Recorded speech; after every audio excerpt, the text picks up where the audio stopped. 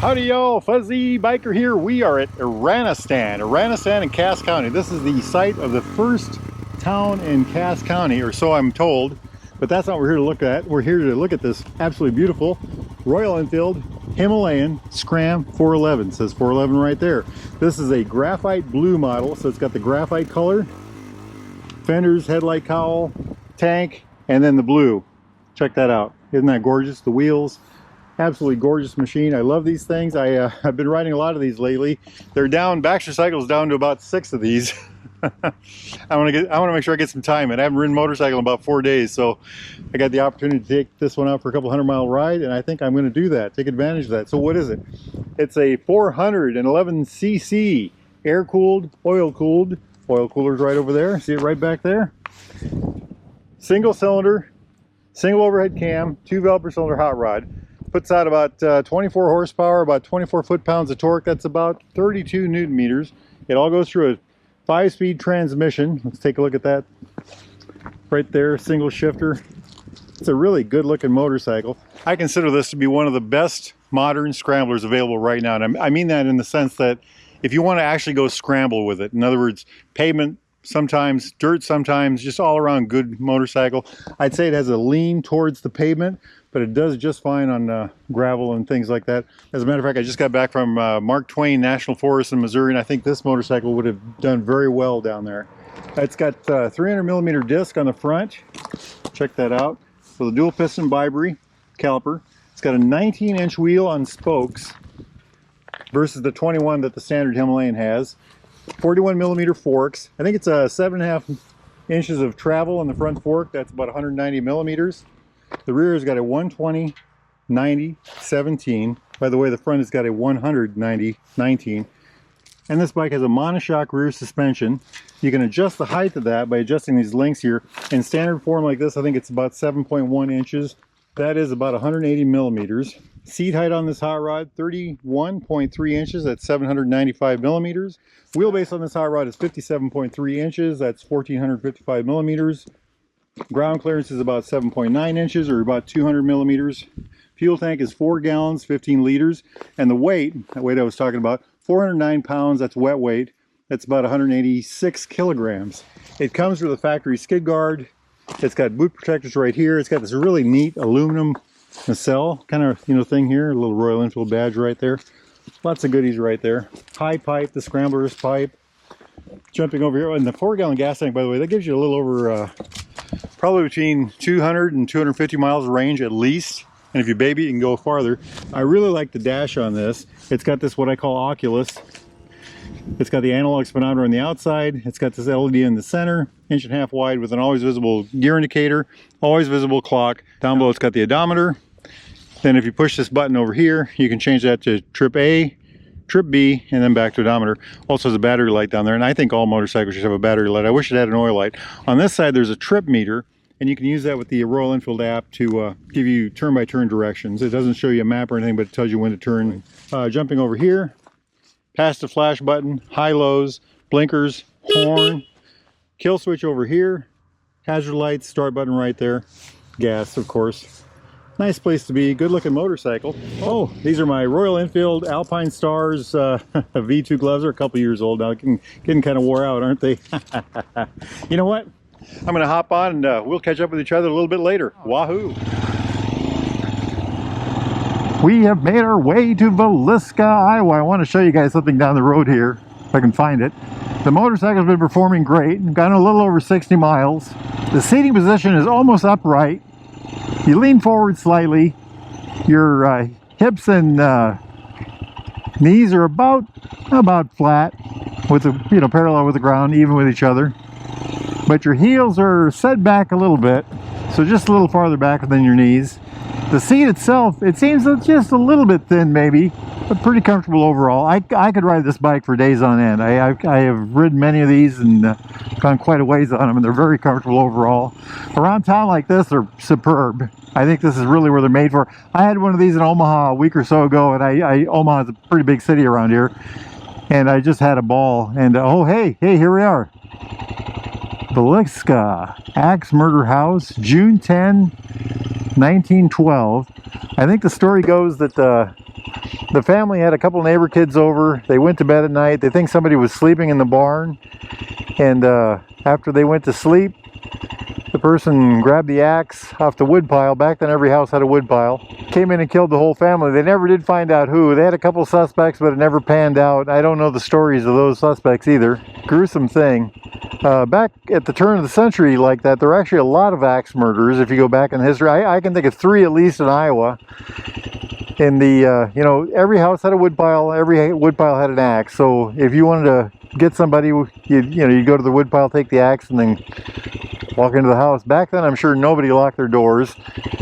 In Iowa, half the houses right now have burglar alarms. The other half of the houses have doors that are unlocked. That's just the way it is.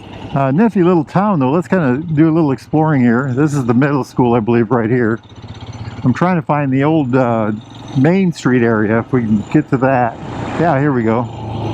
And, you know, a lot of old brick buildings. These old buildings are probably 100 years old each or more. Let's see what this one says here. 1912 again. So there's the town square. Now, this bike's perfect for this kind of riding. Very interesting. All right, I want to show you all something. One more thing before we get it going. Is that a train yard? That's not what I want to show you. Well, we'll go down there anyway. Other things about the motorcycle. You know, pushing this thing around the garage is very light, very easygoing. No problems at all there. Driving around the city like this, you know, low speeds in a parking lot or in the, 25 to 30 mile an hour range, perfect. Does it very well. I talked about going to Omaha already and how well it worked for that. You know, for a bike with 24 horsepower, this thing does extremely well. Top speed on something like this is about 85 miles an hour. Consistent top speed. Could you go on the interstate with this? Yes, you can. It would probably hold 70 pretty easy into the wind. I love these bikes. Like I said, well, maybe I haven't said it yet. I own one of these. I have a 2021 model with about 25,000 miles on it. Probably one of my favorite motorcycles I've ever owned in my whole life. If I had to buy a new motorcycle today to replace my Himalayan that I have right now, would I buy the Himalayan 411, the Scram like this? Or would I buy the bike like I already own, the standard Himalayan? That would be a really hard day for me. I would really be torn on that because I think they both do really well. The standard Himalayan has a 21-inch tire, which is great off-road. This one is much more nimble, much lighter. The front end has that 19-inch tire. It seems that the bike weighs about 30 pounds less than the standard Himalayan. This one does. I guess you'd have to base your decision on what you're going to use the bike for. Okay, my friends, I'll catch up to you at our next stop. You're going to like this one. Wahoo! What I'm here to show you is this road to the left. H34 in Iowa. This is an antique road. Alrighty, so here's what I wanted to show you. We're on a concrete road with these little curves on the edges here. They kind of jut up here like that. See like that? And these roads were built between the 30s, 40s, 50s. I think they quit building them by the mid-1950s. Here's a little drainage area. They're, we'll find a better spot than this to look at. But the idea was these were built in areas where the road had either very poor drainage, the ground around it, or no places for ditches or something like that. They're narrow roads because back then the cars that rode on these roads were, well, much more narrow than they are today. You know, like I said, they quit building these by the mid-1950s. So anyway, the road was built, concrete, had these curves on the side. The water would drain down the road into these areas where they would run off into, let's say here's a spot here that might have something like that. Nobody behind us. Little runoffs like this, and so they get to spots like this, and then in this case it runs off into the ditch. A lot of times, let's look over here. You know, like over here it's got a good runoff. All kinds of space into a waterway or something like that. This is a very rural road. So this road is at least 70 years old. This is 2024. They quit building these, let's say in 1954. That's 70 years minimum. So why is the road still here? Well, this is considered a historic road. And I think this is the last one in Iowa, the last road like this. When I was growing up, these roads were still plentiful and they were no fun to drive on. You know, as a young driver with little experience, you'd get up to the edge here, you'd try to get up on there and it'd kick you right back, you know, and kind of startle you. It would throw you back into traffic. I can actually feel it on the motorcycle doing the same thing today. And at a certain point, they decided to tear them all out. They even modified them. They had a machine that would come down the road and just knock that curb off, and then they'd add onto the road, make it wider. There's another way, one of those waterways. And of course, if the drainage system like this were to get plugged up, the road would hold water in the low spot right there, and of course that's a traffic hazard, or a nuisance at the very least. So they ran their course, had their time, and that time is come and gone, I guess. I'm not sure what river this is. Let's see, it's probably the Nishnabadna. Yeah, it has to be if it's that size. Not much water in there, is there? Let's take a look over here. This bridge looks pretty new too, probably within the last 5 years by the design. Check that out. Hey, I can see tracks down there. We are having a nifty 350 ride, Baxter Cycle and us.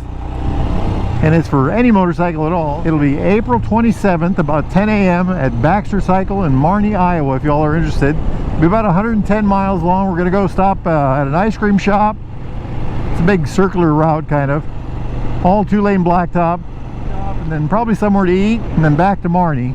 Should be a good time. Hopefully we'll have great weather. Hope to see y'all there.